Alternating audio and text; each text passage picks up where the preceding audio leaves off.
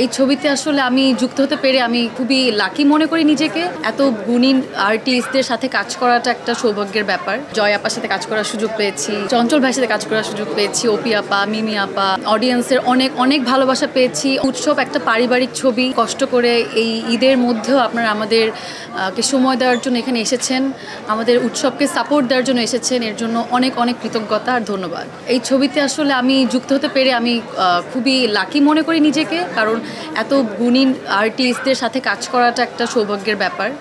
সাথে তানিম নূর ভাইয়া অনেক গুণী একজন নির্মাতা।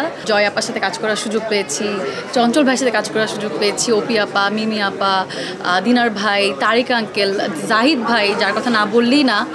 তো ভালো লাগছে এই সিনেমার সাথে যুক্ত হতে পেরে। গতকাল থেকে অডিয়েন্সের অনেক অনেক ভালোবাসা পেয়েছি, অনেক শুভকামনা পেয়েছি। খুব ভালো লাগছে এই ছবিটার সাথে যুক্ত হতে পেরে।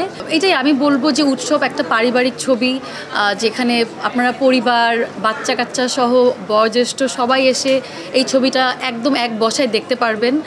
আর এটা একটা আপনাদেরকে একটা ভাবনা দিবে আমি মনে করি। তো এটাই বলবো যে পরিবার সহ আমাদের এই উৎসবটা দেখতে আসবেন।